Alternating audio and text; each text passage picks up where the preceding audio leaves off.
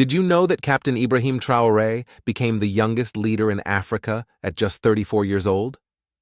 His rapid rise to prominence has not only shocked the continent, but has captured the hearts of the people of Burkina Faso. How did he manage to ascend to such a powerful position so quickly? Let's dive into his story. So, who exactly is Captain Ibrahim Traoré? Well, he's a pivotal figure in Burkina Faso's recent history, playing a crucial role in the country's current political landscape. As the head of the transitional government, he stepped in during a time of chaos and uncertainty, embodying the hope and aspirations of many Burkinabe citizens. But what led him to this moment? Let's find out. Burkina Faso has been facing some serious challenges lately. The country has been grappling with escalating security issues, especially with the rise of extremist groups. Political instability has also been a major concern, leading to a vacuum of strong leadership. This unstable environment created an urgent need for someone to step up and guide the nation towards safety and stability. With the people feeling anxious and uncertain about their future, the call for a strong leader became louder than ever. Burkina Faso had its second coup d'état in less than 9 months in September 2022. Subsequently, Lieutenant Colonel Paul Henry Damiba, who had staged a coup in January of that year to overthrow former President Roch Kabore, was overthrown by 34-year-old Army Captain Ibrahim Traoré. In a televised speech, Ibrahim Traoré provided justification for Damiba's removal from office, claiming that the beleaguered head of state had neglected to handle the ongoing insurgency that has been plaguing Burkina Faso recently. Now, several observers saw Ibrahim Traoré's likeness to Thomas Sankara after he was identified as the coup plotter's commander. Apart from the red beret, Ibrahim Traoré shared numerous characteristics with the national symbol, Sankara. Both are captains, both came to power at the age of 34, and both were involved in a coup against the military, which had taken authority by force only 8 months before.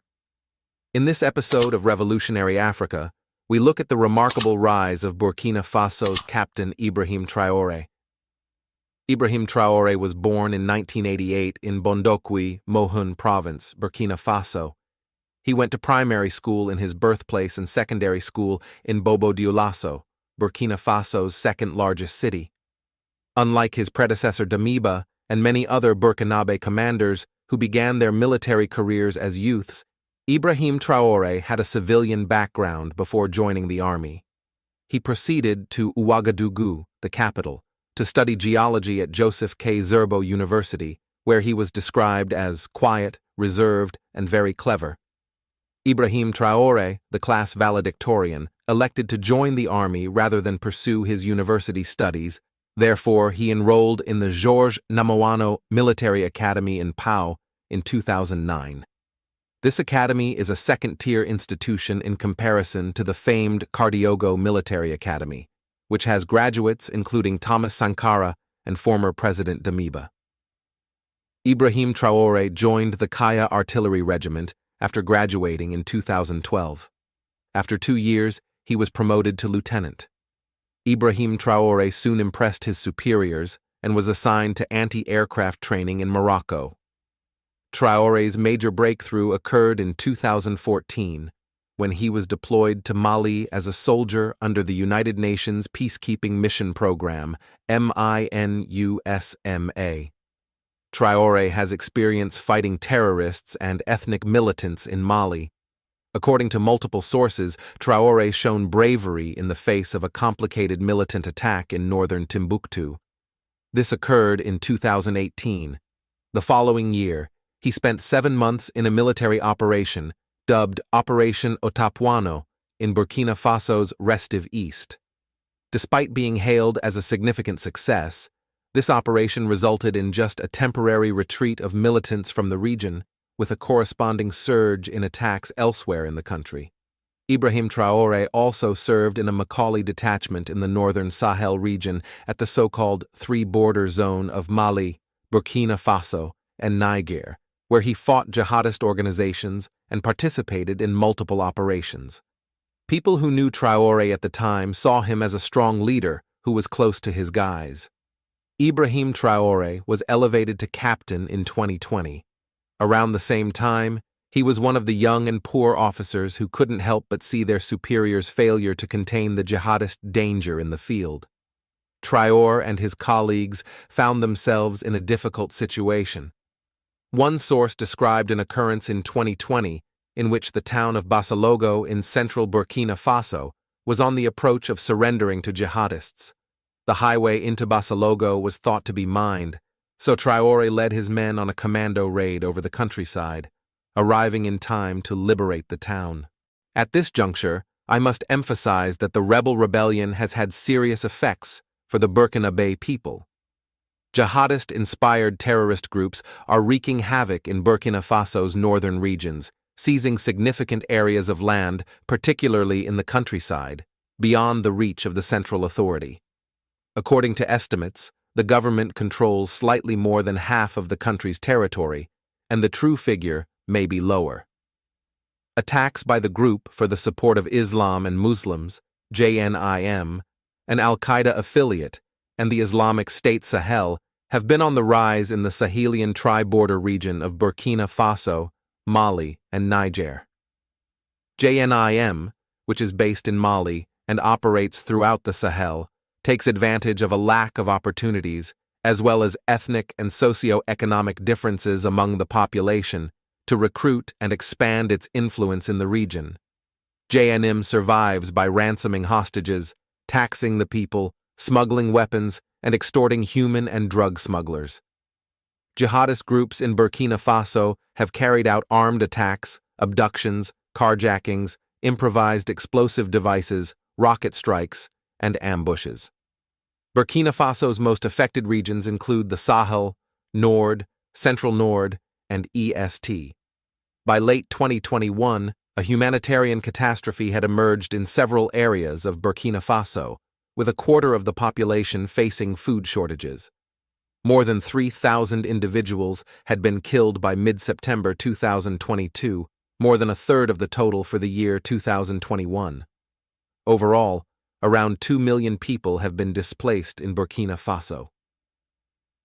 Lieutenant Colonel Paul Henry Damiba conducted a military coup in January 2022, overthrowing President Roch Kabore's democratic administration. President Kabore was elected in 2015 and re-elected in 2020, succeeding President Michel Kafando, who led a transitional administration following the 2014 popular revolt. Blaise Compaoré ruled Burkina Faso for 27 years after seizing power in the 1987 violent coup that killed revolutionary leader Thomas Sankara. When Damiba assumed power, he blamed President Kabore's inability to control Burkina Faso's Islamic insurrection. Damiba established the Patriotic Movement for Burkina Faso's Safeguard and Reconciliation shortly after seizing office. The Patriotic Movement for the Safeguard and Restoration, or MPSR, planned to retake the country by defeating jihadist insurgents and assisting the 2 million internally displaced people in returning to their homes. Captain IBRAHIM TRAORE joined the MPSR, as Damiba's junta decided to call itself. Damiba appointed IBRAHIM TRAORE to the position of artillery commander in the Kaya Regiment in the country's center in March 2022. This approach, sadly, sowed the seeds of Damiba's own demise. Unfortunately, during President Damiba's short tenure, militant Islamists expanded their attacks in Burkina Faso, seizing land in rural areas and encircling towns. Many military troops reported little improvement under this new leadership. Those stationed in remote places frequently did not receive their paycheck on time. Captain IBRAHIM TRAORE's regiment became a breeding ground for discontent, and Traore, charged by his colleagues with channeling their emotions, traveled to Ouagadougou multiple times to urge their case with President Damiba. Discontent with President Damiba grew among the army over the months. The soldiers experienced the same logistical challenges and suffered significant losses. Lieutenant Colonel Damiba and his retinue of air-conditioned officers, lounging in their plush coup headquarters in the capital, were accused of being disconnected from reality. Disillusionment with Damiba's government's response gave way to rage, which appears to have solidified among the soldiers into a determination to seize power. The catalyst, like with the January push, was a jihadist attack on a 150-truck convoy carrying supplies bound for Djibo, one of the war-torn North's largest cities, on September 26, 2022. This 60,000-person city has been under siege by terrorist organizations for almost 18 months. The attack on the convoy, claimed by an al-Qaeda-affiliated gang, killed 37 persons, including 27 troops. The discontent in the army ranks was apparent, particularly among the younger men. The army's defeat was attributed to Damiba.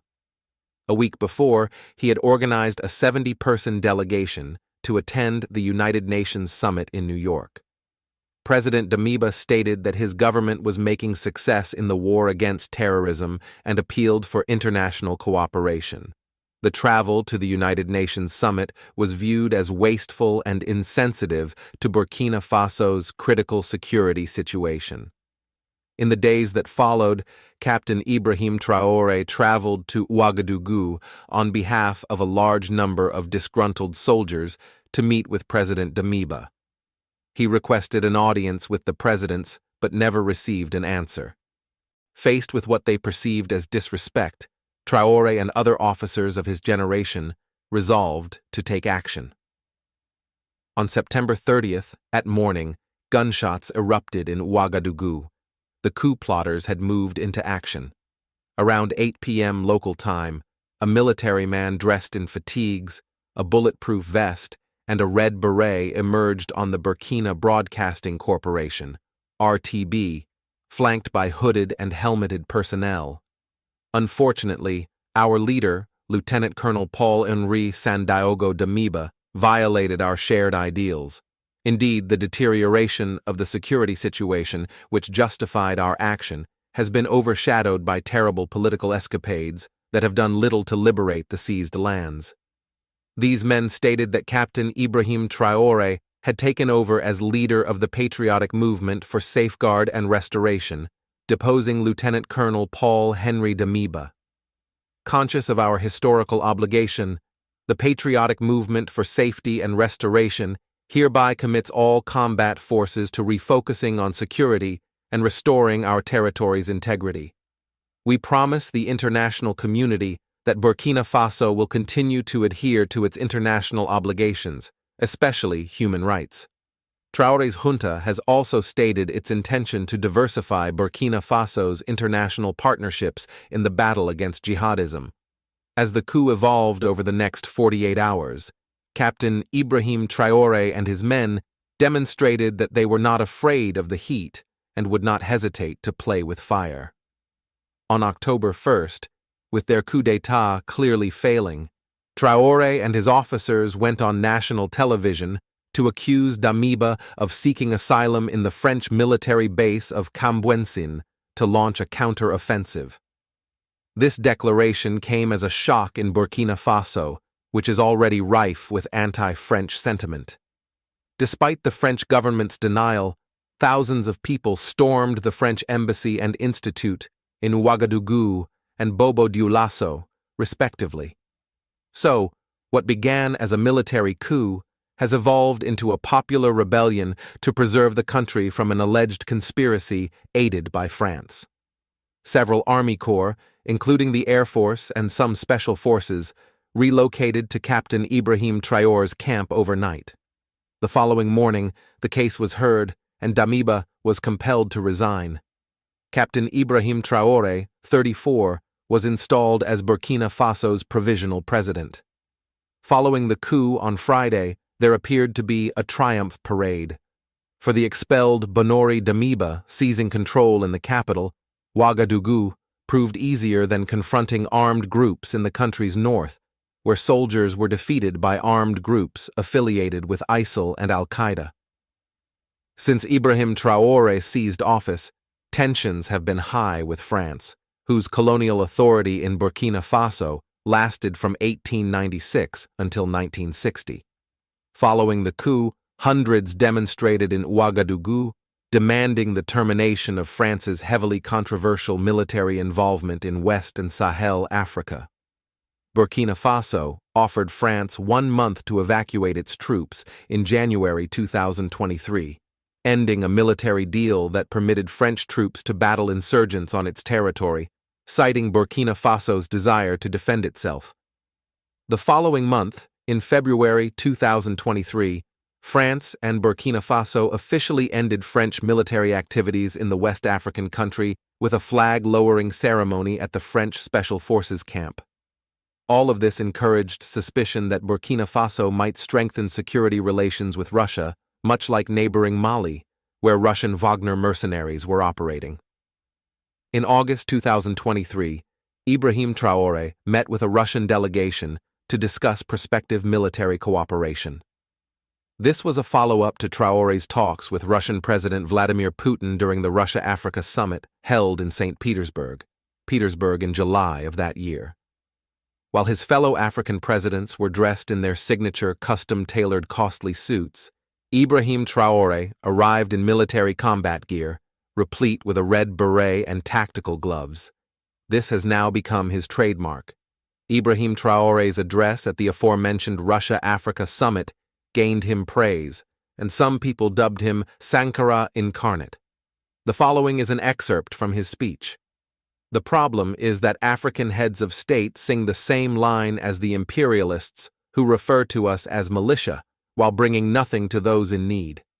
As a result, they label us as people who do not value human rights. We, African heads of state, must cease acting like marionettes, dancing whenever the imperialists pull our strings. Traoré chastised African presidents for accepting free gifts during his speech. The excerpt from the address continues, and I quote, "Yesterday, President Vladimir Putin stated that free food would be transported to Africa. This is pleasing, and we thank you for it. However, this is also a message for our African leaders. We must not come to the next forum without first ensuring our people's food supply is self-sufficient.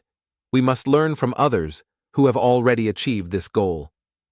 Captain IBRAHIM Traoré has had a significant impact on Burkina Faso, inspiring hope among the people for a brighter future. His leadership style and decisive actions have created a sense of unity and strength during a time of crisis. As the nation continues to navigate its challenges, all eyes are on Traoré, who represents the aspirations of a people yearning for stability and peace. So, what do you think about Captain IBRAHIM Traoré's leadership? Is he the hero Burkina Faso needs right now? I'd love to hear your thoughts in the comments below, and make sure to check out our related videos for more insights into Burkina Faso's journey and the incredible stories shaping its future. Don't forget to like, subscribe, and hit that notification bell for more content.